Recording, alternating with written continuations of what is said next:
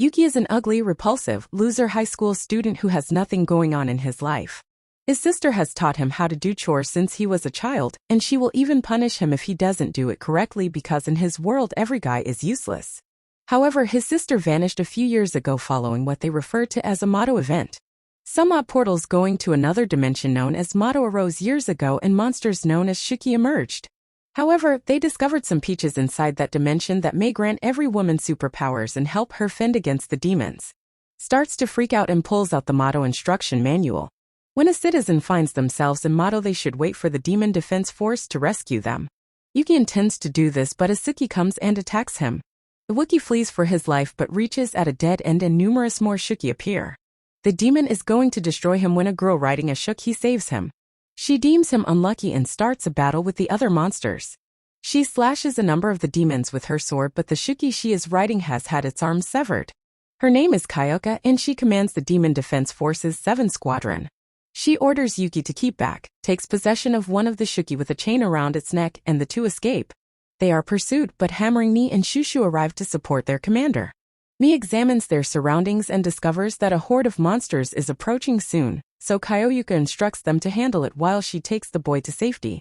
The sisters quickly handle business with Henry, transforming her hand into a rifle to shoot the demons and Shushu growing into a gigantic. Yuruki had only heard whispers about the Demon Defense Force, so seeing them in action today fascinates him. The females finish up and discover an unconscious boy. They presume that their commander has already returned to the hostel, so they decide to go see if the last site has been cleared before coming home. However, the little kid awakens and begins looking around for his sister. Elsewhere, we see that Kyoka has not returned yet, and they come across the little boy's sister. She's going to tumble off a cliff, but Kyoka saves her. However, Kyoka's Shuki slave is far too sluggish. So they must abandon it, and she begins fighting the demons. One of the demons targets the small girl, and Yuki heroically guards her, but Kyoka saves him again. She rapidly forms a barrier, but the demons start to break through. Kyoka begins to wonder how she ended up with such a weak power. People have been talking about her since she was small. She is famed for her strength, but her abilities are subpar and they are certain she will never be the supreme commander. Kyoka, on the other hand, is determined to prove everyone incorrect and declares his intention to one day rule over all commanders. Time is running out and she considers testing her abilities on a man. She informs Yuki that she wants something from him so that they can leave, and he agrees to do whatever it takes to survive. Kyoka informs him that he will be her slave and instructs the small girl to close her eyes. Kyoka then adds that with her expertise, Yuki's power will be increased and they may have a chance to escape alive. Yuki cannot believe she wants him to combat the demons, yet Kyoka mistreats him. She then tells him it's time to bow down and she extends her finger to him. For some weird reason, he transforms into a dog and licks it. Suddenly he unleashes a massive surge of power, transforming into this wish-made monster. The other girls enter, surprised to learn that their commander has converted him into her slave. Yuki chops through a demon and things have turned out far better than Kyoka could have anticipated. Kyoka mounts him and Yuki begins ripping all of the demons to pieces. Kyoka is astounded by how quick he is. Kyoka reunites the younger siblings, but everyone is surprised as the demons combine to form a massive demon. She instructs him to crush the monster, and Yuki avoids all of its assaults and trims the top of the demon's body. The monster explodes and Kyoka loses her power, returning Yuki to his ugly and loser self. She admits that she never imagined an average loser could develop into such a beast. She intends to make him her slave, but first she needs to finish using her abilities. She kisses his face and calls him a pervert. She goes on to explain that every time she utilizes her talent, she is required to reward the slave. And the payment must be equal to the job her slave performs each time he completes a chore. Yuki cannot believe his reward is a kiss. Kyoka claims he worked hard out there and promises to give him another one. Yuki freaks out, and Kyoka admits that she wasn't expecting the situation either. When the Shuki were her slaves, all they sought was slices of pork as a reward. But Yuki is a horrible pervert, and she discloses that her body responds involuntarily in these situations, regardless of how she feels about them. It's the price she has to pay for her ability, so she lands another kiss on him.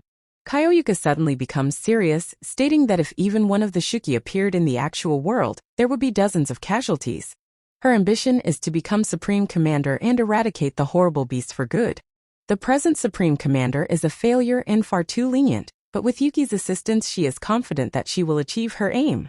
However, Yuki admits that he is solely confident in his ability to maintain a house tidy. That isn't a problem because she now needs a housekeeper. Yuki thinks he's doomed in the real world, so he chooses to be a hero in Mato and exact revenge for his sister's death. They then proceed to the Demon Defense military dorm, where he prepares to join the military. However, Kayuka introduces him as the caretaker. She says that he will be her slave during battle, but he is the girl's caretaker in the dorm. Iwuki is unhappy since he thought he was going to join the Demon Defense Force, but Kayuka explains that men are not permitted to join. The girls don't waste time telling him to complete chores. Yuki can't keep up, but me, the only decent one among them, assures him that everything will be fine. The others quickly remind out that the small girl is his superior and he should not disobey her. After a few days of work, Iwuki begins to believe that being a caretaker is worthless.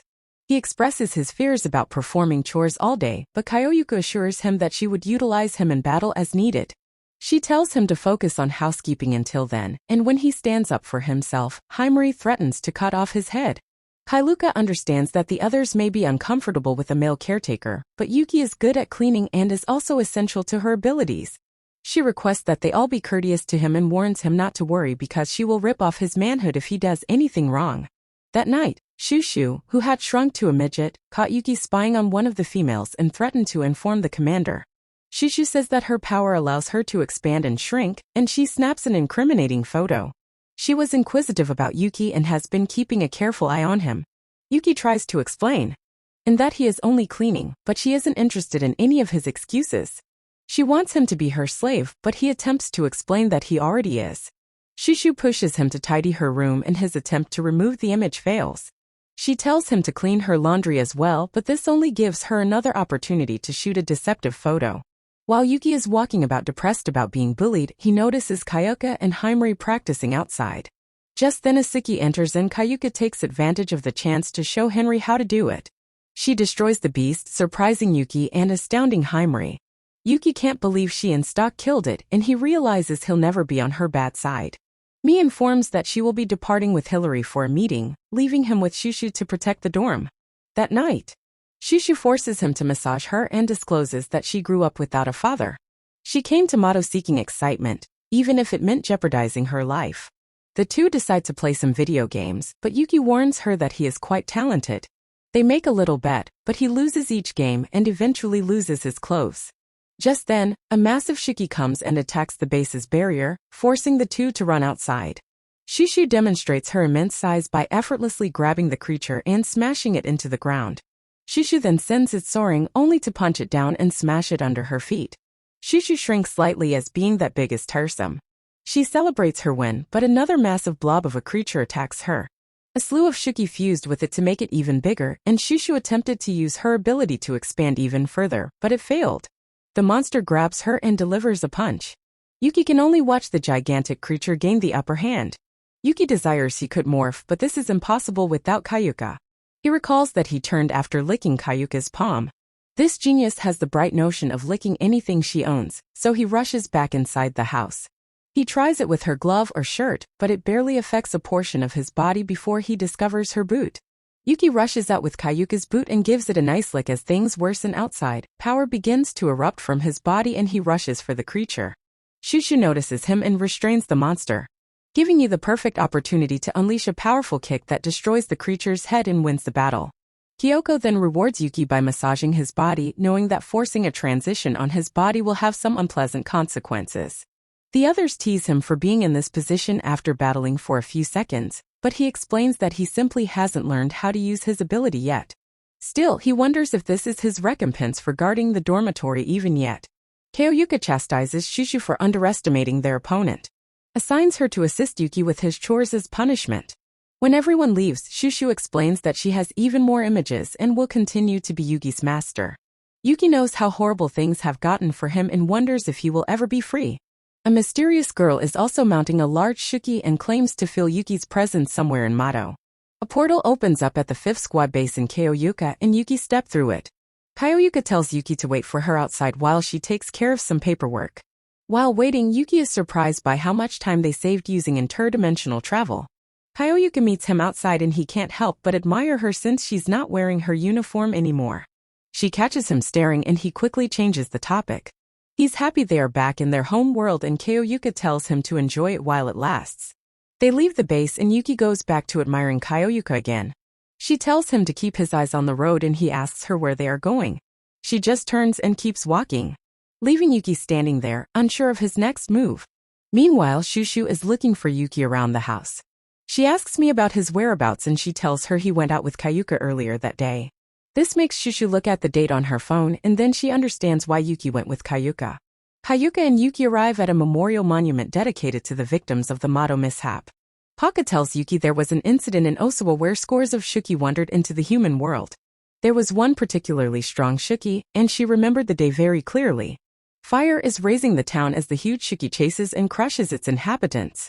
Kyoyuka remembered the Shuki had a single horn that really stuck out on its head. This made her name the creature Unicorn. She thought all the Shuki who crossed over that day were destroyed by the demon defense force who came to their aid, but when she looked through the records, she found out the Unicorn managed to escape back through the gateway to Mato. She tells Yuki she has a score to settle with that particular Shuki since it's still alive. She tells him to be prepared for when that day comes because she's going to make mincemeat out of him. She promises to avenge everyone who lost their lives on the day of the incident. She lays down her flower in the gravestone and then kneels to pay her respects. They leave the memorial ground and Kayuka tells Yuki it's time they return to Mato. Yuki steps her outside a cafe and asks her if they can take a break. He did some research on the cafe and he found out it's famous for its parfaits. Tries to convince him that the job comes first, but he pulls up the cafe's catalog and shows her their parfait. Her over and she tells Yuki they can make a short stop. They enter the cafe and take a seat. Koyuka tells Yuki she's concerned about Yato and he tells her he also lost his sister at the Yato mishap, so he understands how she feels. He tells her she will miss her chance to get revenge if she doesn't take care of herself properly. He tells her to take a break once in a while to cool off some steam. She gives in to his persuasion as their order arrives. She decides to give it a try and she absolutely loves it. She takes another spoon with a smile which reminds Yuki of his sister. He remembers when he gave her a recipe suggestion and she loved the outcome. She hugged Yuki, commending for being a smart cook, and gave his new recipe a thumbs up of approval. She tells him to keep it up because boys are defined by their kitchen skills. Kayuka asks him if he won't be eating, and this snaps him back to the present. He takes a few reflexive scoops and he testifies of the goodness of the cafes. Parfait. Suddenly the conch shell horn blows once through Kyoyuka's phone. This signifies an emergency for Mata. If the conch shell horn goes off just once, it means the emergency isn't life-threatening. Regardless, Kayuka tells Yuki they need to head back immediately because something is definitely up. Yuki uses his ability to give Kyoyuka a ride back to their base in no time. Iwuki is burned out from the ride and Kayuka tells him she's going to change back into her uniform. She asks him for his help and he gladly provides it. She puts on her uniform and they both go into the main room. Kaluka asks for a situation report and Mei tells her about the discoveries that were made during patrols. Some crater-like formations appeared some kilometers to the south, along with a large number of Shuki. Mei uses her recon ability to project the location of the discovery on a tab placed on the table. There were a lot of red dots around the location indicating the number of Shuki that appeared.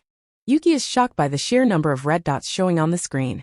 Even Kyoyuka had never seen so many Shuki appear at once before.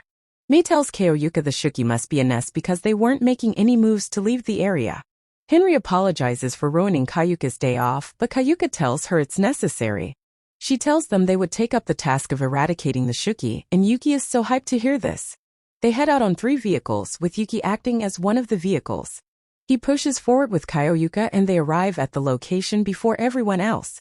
He sees the nest of Shuki and tells Kyoyuka they need to clear it as soon as possible to prevent casualties. Kayaka tells him he shouldn't rush into it, but to wait for her signal. They need the squad's perfect teamwork to eliminate the swarm of Shuki effectively. Shushu first uses her ability to turn into a giant and crush the monsters. She gives the signal to Henry, who does a drive-by on the monsters. Kailuka tells Yuki it would be easier to take the monsters down when they merge.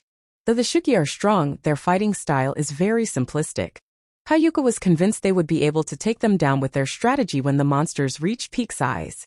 She tells Yuki to be ready for battle at any time. Suddenly, a huge energy beam passes overhead towards Shushu. They try to warn her, but she's too slow and she can't dodge it. She's knocked down by the blast. Everyone turns to look at the source of the energy blast. The fog shifts to reveal the Shuki with an exceptionally long horn. Yuki and Kayuka immediately recognize him as the unicorn. The unicorn jumps towards Henry, who tries to fire at it from her vehicle, but the unicorn blocks her bullets. The unicorn destroys her vehicle, but she jumps out of it on time. Ayuba, who was riding the unicorn, tells them she has come to join the party. Henry accuses her of being a monster and she doesn't take to comment too well. She fires a beam at Henry, but Henry blocks it and redirects it to the sky. While Ayuba is enjoying the sight of her purple beam in the sky, Kaoyuka and Yuki try to catch her by surprise. She predicts their move and blocks their strike. Kaioka is fired up now that she has found the unicorn after so many years. Iwuki recognizes the unicorn as the monster that attacked Kaoyuka's village when she was younger. He notices that both Shushu and Himori are lying on the floor after the monster is attacked. Kaioka asks Ayaba who she is, and Ayaba claims to be the Demon Defense Force's archenemy. She shows Kaoyuka Amato Peach and asks her if she has seen her little brother. Kaioka is surprised there are more people like Ayaba around the location. Ayaba tosses the peach into the air to distract Kaoyuka and she tries to attack them from the side. Yuki doesn't fall for it and he counters her attack. He's knocked by, but he swings the chain around his neck to launch Kaoyuka towards Ayuba for another attack, but Ayuba kicks her away. Kaoyuka lands on Yuki's shoulder, but Ayuba doesn't give her a chance to recuperate. She rushes with her unicorn and knocks Yuki and Kaoyuka to the ground. She tells them a story about her brother, and Yuki still cannot believe Shuki can talk. He concludes she must be very different from the rest. She wants to tell them her brother's name when she's interrupted by a huge Shuki. She is pissed off by this, and she crushes the monster in an instant, which surprises both Kaoyuka and Yuki. She offers some bits of the monster to the unicorn, and this makes Kaoyuka realize she's the commander of the monsters.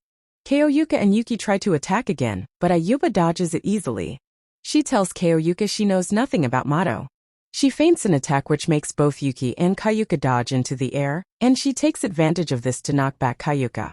She uses her hair to capture Yuki and brings him closer. She thought he was a Shuki, but she realizes that he isn't and she's frozen by this revelation. In her moment of confusion, Kaoyuka attacks her and gives her a cut. She tries to attack her again, but the unicorn blocks her attack. They immediately turn tail and run away from Kaoyuka. She decides she will tear them apart from behind, just like the unicorn did to the fleeing villagers years ago. She calls to Yuki, telling him Abba is about to escape and angrily asking him why he's not chasing after them. She looks back to see him battling off some Shuki going to attack Shushu. He picks her up as Kaoyuka fights off more Suki before picking Himori. Kyuka tells Yuki they need to pull back because the safety of Himori and Shushu comes first. Kaoyuka wonders why she let her rage take over her so much that it almost cost her the life of her team. Yuki takes them back to their base for treatment. Kaoyuka is glad that their injuries are minor and they will be healed anytime soon. She gives Kaoyuka his reward and tells him she has some things to discuss with him about the last battle. He tells her he also has something to say to her concerning it. He apologizes for letting the unicorn get away, and she tells him he made the right choice saving their squad mates because their lives are more important. She tells him the humanoid riding the Shuki must be a very new species. She still cannot believe a Shuki is advanced enough to speak human language. Yuki tells her his sister, who went missing during the Mato mishap, resembled the new species of Shuki they saw on the battlefield. Kaoyuka asks him if he thinks the new species is his sister. He tells her it's just a feeling he had during the battle. He tells her the humanoid also had a strange expression when she saw his face. She tells him the humanoid did say something about looking for her little brother. But she tells him no human could be as strong as the humanoid was. She also tells him nobody had ever heard of a human becoming a Shuki. She tells him they'll definitely cross paths with the unicorn and humanoid again because they won't stop looking for them. While making dinner, Yuki thought about the humanoid. He wonders if it's really his sister or if it's just a very powerful Shuki.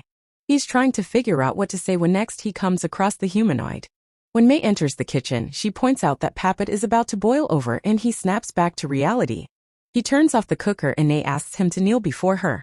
She praises him for handling himself during battle and she offers to make dinner since he's tired, though she's not a very good cook. He thanks her but tells her he has enough strength to make dinner.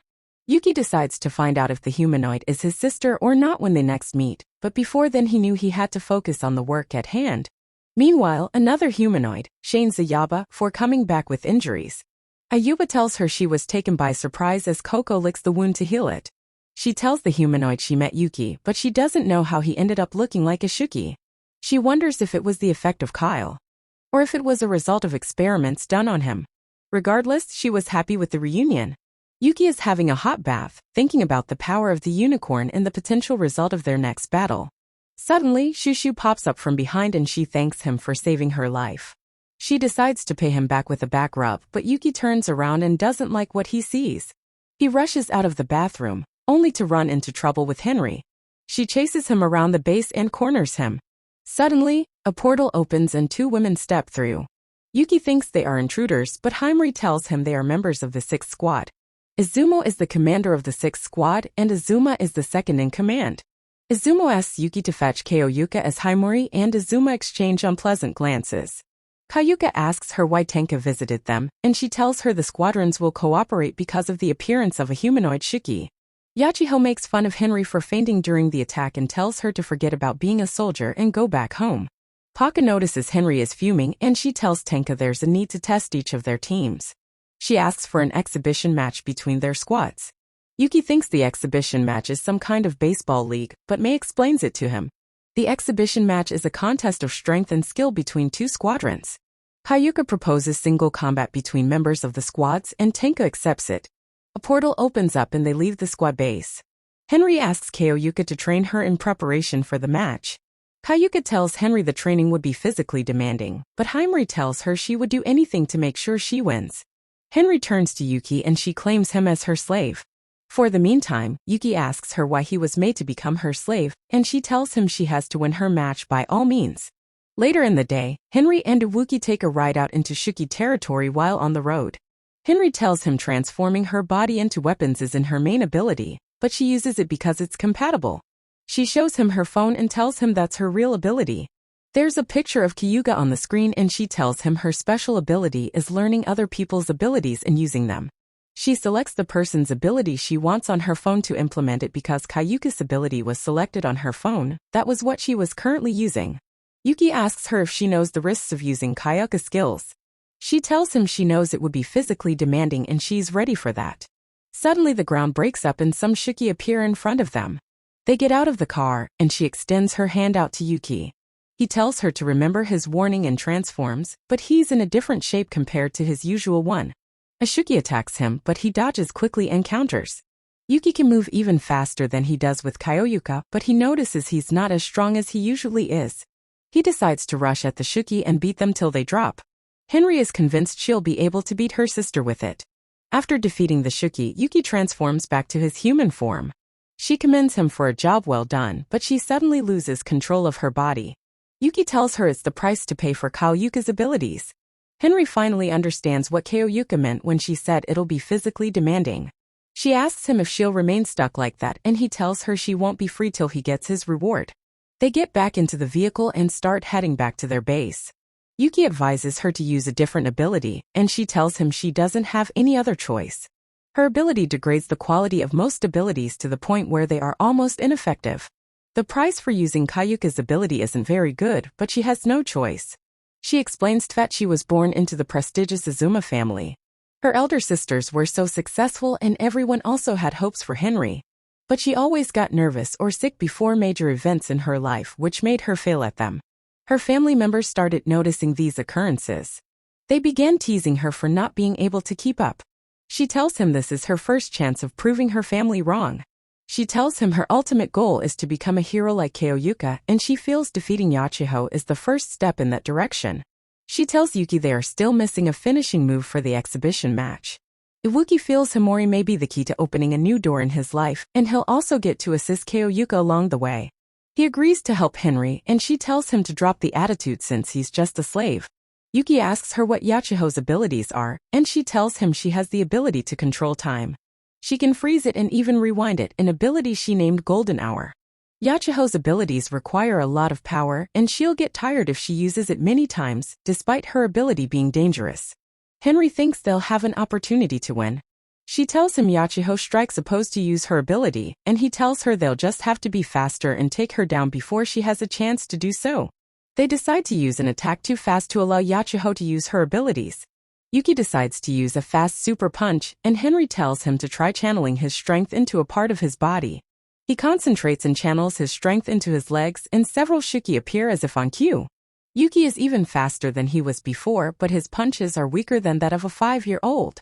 He transforms back and he notices his legs are very weak. He tells Henry he overdid it, and she tells him they'll continue to experiment till they get it right. Hiroka meets them and commends Himari for coming up with a technique for Yuki. She tells her she's staying too far away from him, reminding her of the essence of her ability. Henry remembers it and she immediately jumps on Yuki's back. She orders him to defeat Ishuki and he defeats it in one strike. After practice, Yuki is even more exhausted than usual. She tells him they need to practice more to make his attacks more precise. She gives him his reward and he gets fired up. They train and practice over a couple of days to improve the consistency of their attacks. The day of the exhibition match finally arrives. They arrive at the venue of the match with both squads gathered. The referee, named Gina, activates a barrier that can heal any damage they take. Inside, Jenna announces the first battle between Henry and Yachiho, and she tells them whoever gives up or gets knocked down first loses. Yachiyo promises to drag Himari back home as her special slave. When she wins, Himari tells her she's not the same person she was. Yuki transforms and she tells Yachiho she would be using him because he's part of her ability. Yachiho tries talking smack, but she's hit with an attack that sends her flying. She wonders where she was hit from and uses her ability to rewind time by 5 seconds. Henry notices she's tired and she asks Yuki to stick to the strategy they came up with if they can't finish Yachiho with one blow. Chiho is about to show Himari the power of her new ability called Prime Time. Yuki then jumps into the air and Yachiho whips out a gun. The gun is modified to be used in Mato and Himari was exposed, expecting her to use it as her main weapon. Yet Sheho thinks it was foolish for them to jump into the air because they become sitting ducks for her. Freezes time during their descent and blasts them to smithereens. Himari sees through her plans and she tugs on Yuki's chain, telling him to do what they planned. He kicks off the air to generate breakneck speed. Yachiho can react, but gets injured by the attack. She rewinds time by 5 seconds to just before the aerial attack. She is impressed with how much the attack strategy Himari came up with. She uses her ability to freeze time for 5 seconds, but when she looks around she can't find Henry. She then sees her out of range of her skill. She realizes that Henry is changing her attack patterns to counter her powers. She decides to run towards her and Henry decides rush at Yachiho, making Yuki run circles around her. Yachiho just stands there, feeling confused about what to do next. Yuki could feel how much Henry wanted to win against Yachiho. He remembers how she said winning the match would change her and he decides to do his best to help her win. He increases his speed so much that he leaves after images of himself. Yachiho tries to follow Yuki's path and she fires her gun, but Himari reads her attack and she tells Yuki to jump just in time to dodge the bullet. He kicks off the air again to gain momentum and he dives at Yachiho, but she dodges. She regains her balance, but Yuki prepares for another attack. Yuki notices Yachiho is mad and he's glad they were able to throw her off balance and make her lose her composure just like they plan. Tenka thinks Yuki and Henry came prepared for the match and she loves how interesting it has become. Tenka assumes Yuki's servitude was solely to Kyoyuka, but she's surprised he can devote himself to someone besides her. Yuki is keeping up his speed to prevent Yachiho from landing her attacks and Himari is surprised he's giving his all to make sure she wins. She didn't expect so much from him and she decided to apologize to him for giving him such a hard time during their training. Henry knows Yachiho's golden hour attack can't be activated instantaneously. Yachiho has to strike her weird pose to trigger it, and they use that to determine their next action. Also, if she notices that Yachiho is tired all of a sudden, she knows she just used her attack. Yuki tries a surprise attack from behind Yachiyo, but she dodges. She tries to counter with her gun, but Yuki jumps out of the way. Henry plans to make Yachiho waste all her energy and fun win the match. Yet Yachiho vows to win the match and drag Henry back home to be her slave for eternity. She points her gun up and she strikes her pose. Henry figures out that she's going to freeze time, but since there's some distance between them, she thinks they're safe. She's shocked to see Yachiho use her prime time ability to freeze time for 10 seconds. This freezes everyone around her, including members of the squad spectating the match. She begins running towards them and shoots them 4 times, and then she releases her ability. Both Yuki and Himori are hurt by the bullets and they fall to the ground. Yachiho heaves a sigh of exhaustion and she explains her ability to them. When she strikes to pose for her prime time ability, she's able to double the amount of time she can control. Yachiho knew that Himori would try to dodge at that distance if she made a show of striking her pose. Henry wonders how Yachiho got so much stronger and Yachiho tells her. She's a genius who can't help but get stronger over time. Henry stays on the ground, gritting her teeth in pain. Yachiho knows that when Henry uses her learning skill on an ability that comes with a cost, she can't switch skills until she pays the price. That's why Henry can't just switch between skills during a battle. Yachiho tells Henry to remember when she wasn't good enough to impress their family in the past. She tells her nothing has changed after so many years. Henry wonders if she'll become a laughingstock again. She can't believe all her efforts were not enough, but Yuki tells her not to let Yachiho's mind games get to her. He tells her to look at Yachiho's face and see that the attack took a huge toll on her. Yuki tells her he'll be disappointed in her if she does something as stupid as quitting. Now that they are so close to victory, she gets back up and mount Yuki. She promises to punish him once the battle is over for having such a smart mouth. Ichiho tells Henry to give up and not embarrass her commander, but Henry tells her staying strong and fighting to the end isn't considered an embarrassment in their squad. Yachiho isn't happy to see that she wasn't able to break Hammeries. Henry tells Yeki to attack just like they practiced in training, yet Chiho strikes her pose and rewinds time by 5 seconds. She raises her gun to shoot, but she can't see Henry because Yuki's behind is very dark. She fires behind Yuki thinking Henry will be there, but her ability releases and she gets hit on her neck. Yachiho is surprised when she looks down to see that Himari just shot her. She tells her she didn't think Himari was that desperate for the win and she and Yuki both collapse. Jinna declares Himari the winner of the match, and the other members of the 7th Squadron commend her and Yuki for winning. Kairuka figures out that they used the flash and smoke from Yuki's transformation to blind Yachiyo. She silently commends them. Sahara is surprised Yachiho lost, but Tanka tells her it's an opportunity for Yachiho to learn from her mistakes. Everyone is worried about Yuki, but Kayuka tells them there's no need to worry. Yuki wakes up to see he's being healed by Jinna. She tells him she's able to heal him because he sustained the injuries in her barrier.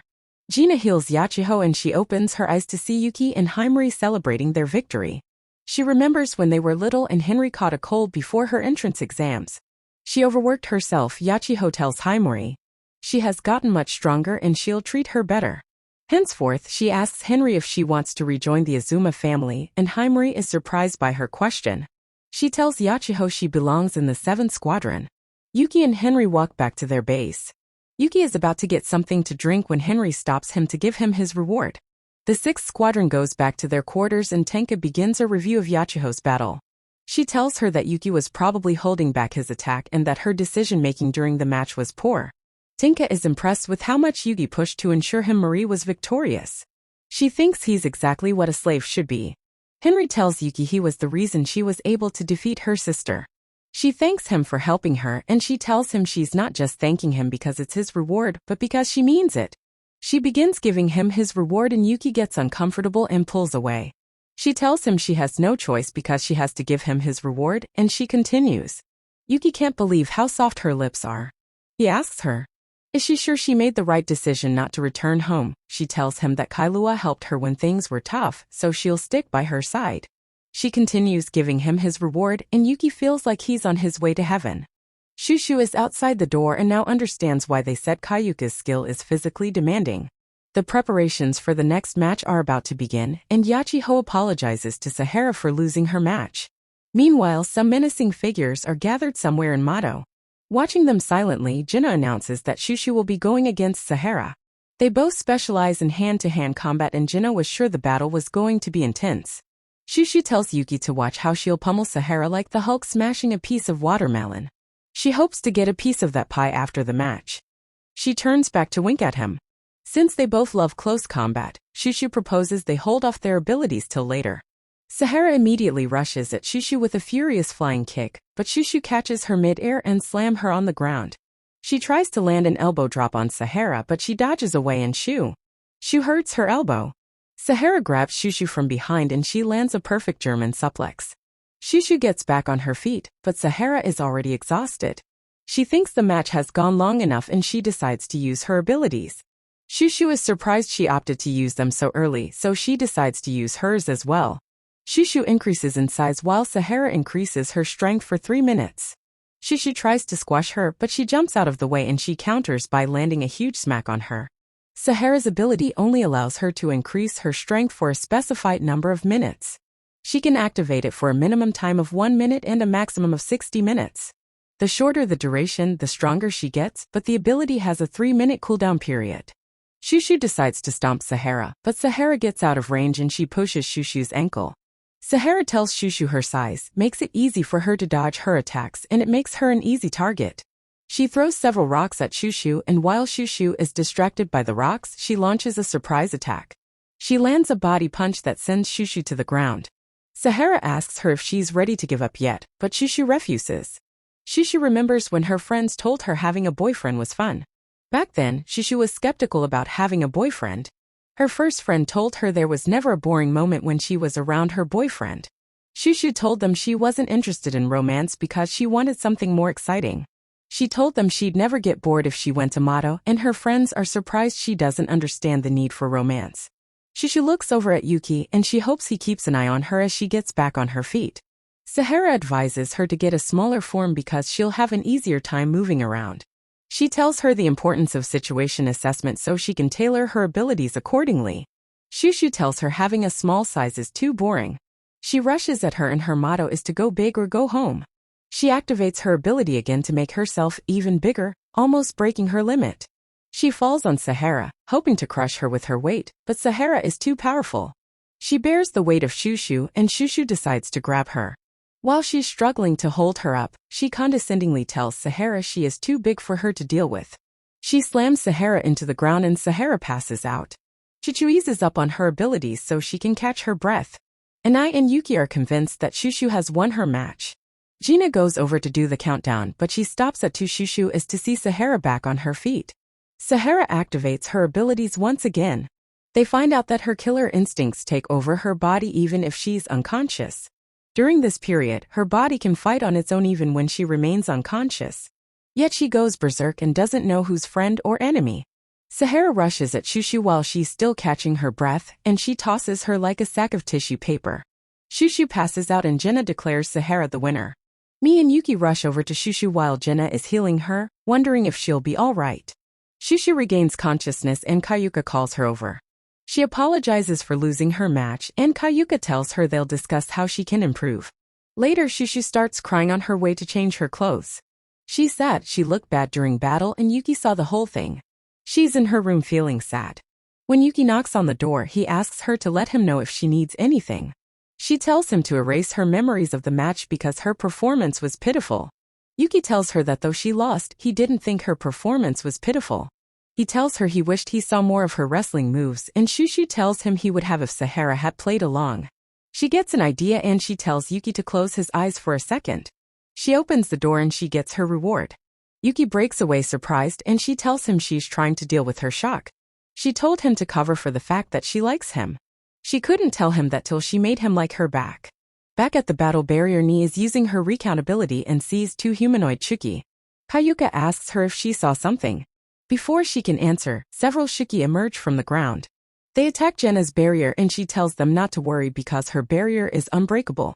A humanoid tells her that her barrier is absurdly weak. It can be considered a barrier. Everyone is surprised to see a humanoid Shuki rearing. The humanoid breaks through the barrier and keeps approaching them. Tonka teleports the non-combatants to the door. Everyone engages the Shuki in battle and Yuki and Shushu join up with Kayuka. Shushu uses her ability to defeat a lot of Shuki. She's about to get jumped from behind, but Sahara comes to her rescue. She tells Shushu to continue with her crowd attack while she covers her back and they form a 2-man wrecking crew.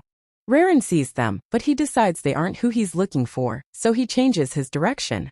Henry uses her ability to bring out a machine gun, which she fires at him, but he blocks the bullets Matrix style. But he decides to burn her to a nice crisp to teach her a lesson. He conjures lightning, which strikes her, but Yetiho saves her.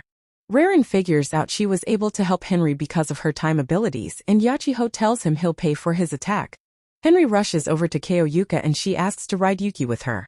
Yuki is surprised by this because it has never been tried before, but Kayuka agrees. She has a feeling he'll get even stronger if he's bonded to both of them. He forms a new pack with Henry and his 2 forms merge. A huge Shoki is approaching them, and Kayuka sees it as a chance to test Yuki's new power. He channels his energy to his mouth and he releases a devastating blast that destroys the Shuki.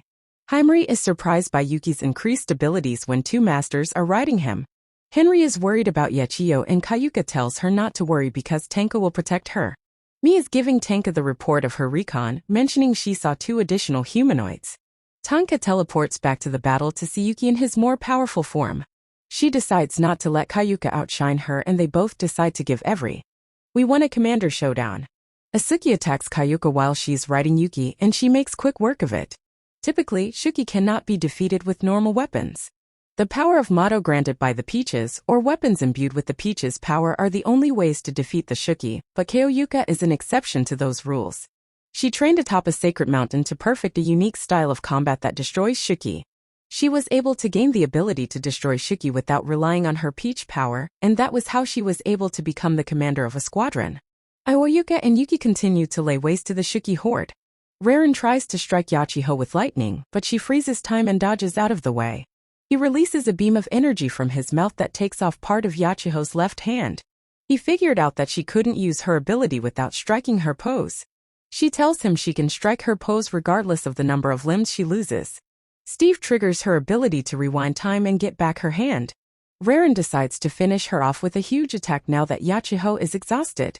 And she can hardly move. She raises her gun in one last effort to bring him down. When Tenka appears out of nowhere, she commends Yachiho for holding her own. She tells Yachiho to take it easy while she battles Rare. Raren tells her they can't take it easy because his army of Shuki is behind her.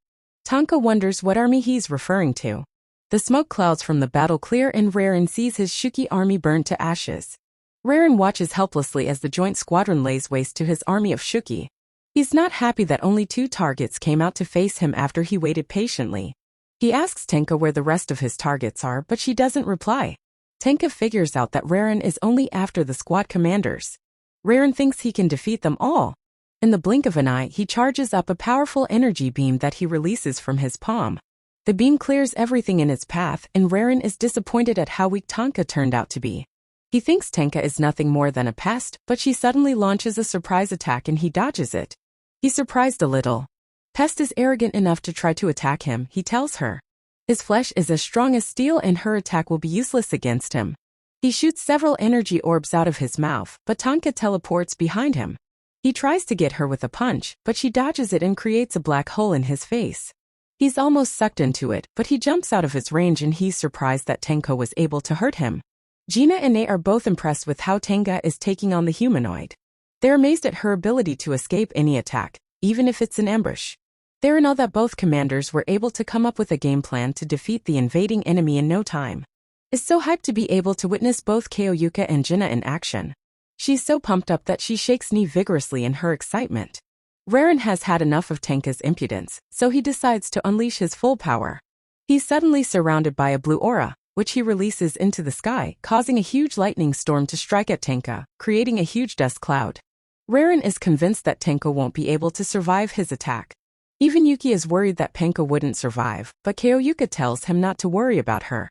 Raren is shocked to see that Tenka is still alive. When the dust cloud clears, Tenka asks him if he thought the battle was over and lands a punch on him. He's surprised to see himself flying in the air after the punch because she teleported him with her punch. Tonka teleports herself back to the ground, but she's surrounded by Shuki. She looks at Raren and sees he's in the perfect position for her next attack. Gina is completely head over heels at the efficiency of Tenka's abilities. Tenka generates a huge black hole over Rare and the Shuki surrounding Earth. The hole sucks them all into it, and then it implodes, wiping everything. It's sucked out of existence. Tonka can see that Raren's tough skin is useless when she rips apart the fabrics of time and space. Yugi is surprised by how easily Tonka took down the elite Shuki troops, and Himari tells him it's expected of her since she's a commander. She tells him the commanders are on an entirely different level compared to them. Yuki thinks Kyoyuka is a tad bit too ambitious if she aims to be the supreme commander in charge of all the squad commanders. Kyoyuka laughs off his comment and reiterates that she'll become the supreme commander. Yuki is convinced that she'll be able to make it to that rank. Kyoyuka commands Sahara and Shushi to take care of any stragglers that survived the battle. Yuki decides to stop laughing at Kyoyuka's ambitions and become the hero he made his mind up to become. After the battle, they gather at the squad base and Kyoyuka gives everyone a battle report. Though they were able to defeat the Shuki army, Nie's report told them that there were other enemy generals present. Henry tells them they searched the surrounding area, but they couldn't find them. Shushu thinks that Tenka's blast took them out, but Tenka tells her the humanoids were too peculiar to be taken out by an obvious attack. Nie apologizes for detecting the enemies too late. Even with her foresight ability, Kyoyuka tells her not to worry about it because the enemy probably had a cloaking technique. Tonka commends her for discovering the enemy before they attacked. Foretelling any potential for an ambush, Ni feels much better after this. Yuki is enjoying the moment when Tenka suddenly calls out to him. She tells him he stole the show out on the battlefield, and he tells her she was way more impressive than he was. Gina suddenly rushes to him with a pen and paper. She tells him she was impressed with his display on the battlefield, and she's now convinced that boys aren't all that useless. She asks him for his autograph, and he's surprised by this. Tenka is happy that he got a new fan. Henry approaches Yachiyo, and Yachiho asks her what she wants with some attitude. Henry thanks her for saving her from Raren's attack, and Yachiho tells her she did it because they are still family. She tells her she doesn't want her to bring more shame to the family name, and that's the only reason she saved her. She tells Henry if she's feeling inadequate and looking for someone to train her, she'll gladly take it up. She tries convincing her to return home once again, but Henry tells her the 7th Squadron is her home and Yachiho is heartbroken. The thought of the battle report that Kailua would have to write is giving her a headache. Kyoyuka and Tonka both agree to call the exhibition match a draw. They were both looking forward to their one-on-one battle, but they're sad it wasn't able to happen. The 6th Squadron leaves the base and Yuki decides to go take a shower before he can move. The ladies decide to give him his reward and he's surprised by the variety presented to him. They're embarrassed to do it, but Kayuka thinks it's befitting. Since Yuki took down a handful number of shuki, Yuki is surprised he's getting a 2-in-1 reward. Kayuka knows the price for using her abilities. Each time she's still surprised by it. They begin giving Yuki a hot bath, and Humori is relieved that it's all they have to do. Yuki tells her he just wanted to have a good bath. After the battle, Henry is still embarrassed. She has to bathe him, but Kayuka asks him if he's more tired than usual. Yuki tells her that having 2 masters took a lot more out of him. They decide to use his ability more lightly while also exploring its potential in the future. They tell him to get some rest in the dorm to get back his strength. Ni sketches the humanoid she saw during the exhibition match, and they all take a look at the picture. Shushu commends Ni's drawing, but Kayuka notices that the humanoids are different from the ones they encountered previously. Yuki remembers their encounter with Ayaba, and he wonders why she wasn't with them. He thinks she could be from a different squad, or there was another reason why she wasn't with the squad. He's soon overtaken by sleep, but as soon as he falls asleep, Tonka teleports into his room with a naughty smile on her face. Kyoyuka, Haimori, and Yuki drive out into the Mato Expanse, and they soon arrive at the 6th Squadron dorm. Yuki notices that all the dorms look the same from the outside. Kailuka tells him. The bases differ slightly on the interior. Tonka welcomes them to the dorm, and Kyoyuka is happy to have a change of scenery. They walk inside, and Tenka asks them if they had any trouble en route to their dorm. Tenka tells her they took down some shuki on the road, and that was all. Tayuka tells them she's going to have a meeting with Tonka. She tells Henry to acquaint herself with the 6th Squadron.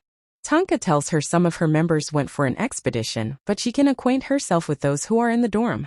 Yuki knows he has to help out with the maintenance of the dorm. Tonka apologizes that he has to because their caretaker wasn't at the dorm. She tells him they'll be back by evening and he only has to fill for them until then. Yuki tells her he's glad to have the back of a fellow Demon Defense Force squad. Tenka tells him she'll be counting on him, and he tells her he'll get the work done. Yuki gets his equipment, and he's about to begin cleaning. He looks around the dorm and finds that the place is already pretty clean. He sees a stain on a vase and he has a feel of it. He decides on a situation to clean it up, and he decides to go for it. After cleaning, he decides to do laundry and tries to calm himself when he sees the kind of laundry he'll be doing. Though he has been doing the 7th Squadron laundry for a long time, he still hasn't gotten used to it. Meanwhile, Shushu is at the 7th Squadron dorm wondering what Yuki is up to. She's sad she wasn't able to tag along with him to the 6th Squadron dorm. She remembers their time of intimacy, and she remembers deciding to get him to like her first. She decides to use her time for self-improvement. She looks at her room and decides to begin by tidying it up first. Yuki takes a package to Yachiho's door. He remembers her from the exhibition match and wonders what she'll say to him when she sees him. He summons enough courage to knock on her door, but nobody answers it. He concludes that she's not around, and he decides to leave the package in her room for her. He opens the door to find Yachiho's room filled with pictures of Henry in different poses at different stages of her life. Yuki quickly drops the packages and bolts to the sitting room. He finds Sahara lying on the couch and he wonders why she's asleep in the sitting room with such minimal clothing. He decides to cover her with a blanket so she doesn't catch a cold, but she uses him as her blanket. He tries to break out of her grip before someone sees him in such acts, but he can't get out of it. He remembers that Sahara is a pro wrestler and his chances of breaking out of her grip are slim to none. The more he tried to break out, the tighter she held onto him. Eventually he saw that he couldn't break out and he gave in to his fate. Hera wakes up and apologizes to Yuki. They walk down the corridor to find Henry standing at the door to a room. She tells them she's waiting for Yachiho to finish her workout so she can speak to her.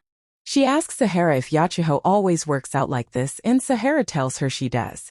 Henry is surprised that Yachiho is pushing herself even harder than she normally does. Sahara asks her if she looks up to Yachiho, and Henry tells her that though Yachiho has a terrible personality, she would like to be like her academically and athletically. Sahara tells her that her peach power arose from her urge to learn from Yachiho, and Yachiho's powers emerged from her desire to spend more time with Henry. Henry tells her that her analogy is a huge stretch, but Sahara tells her she should talk to Yachiho more often. Yuki agrees with her and Henry is finally convinced. She takes a face towel and walks to Yachiho on her workout bench. She presents the towel to her but she takes it without a word of thanks and a friendly exchange of words begins. Sahara and Yuki are relieved to see them getting along better with each other. Sahara suggests that they would get along more if they showed him Mariachiho's room, but Yuki tells her it's a bad idea. During their meeting, Kaoyuka tells Tenka they should make the first move and track down the humanoid Shuki since there have been no signs of them since the last attack. Kaoyuka tells her of a crater where they encountered a group of Shuki and the first humanoids. She tells her they should start up their investigation from there. Tenka agrees with her and tells her she's curious about the number of humanoids. She's certain of 4 humanoids, but Kaoyuka tells her she eliminated one of the 4. Tenka tells her she's not sure she eliminated Ren. The humanoids are gathered in their relaxation spot and Ren suddenly walks in with a grimace on his face. Shikoku is glad to see he's made a full recovery before Ren was sucked into Tonka's black hole. He was saved by Shikaku. He tells Shikoku he could have continued the battle, but she tells him he already lost it. Once his Shuki army was destroyed, Shikoku fought with the 3rd Squadron. And she was able to defeat them easily because their commander wasn't around. They decided to interrupt the exhibition match to gauge the abilities of a squadron commander. Shikoku is impressed by the strength of the commanders, and she tells Raren his plan to use their current resources to launch an attack is garbage. Raren tells her they can be beaten, but the other humanoid agrees with Shikaku. They decide to go with her plan to organize 8 humanoids to launch an attack, but they'll keep operating in the shadows till then. Shikoku is marveled by the diversity of the humans' abilities. Kayuka concludes the meeting, but Tonka tells her she has a request concerning personnel. She asks Tenka if she can keep Yuki as her slave, and Tenka is surprised. Thanks for watching. Subscribe for more videos like this.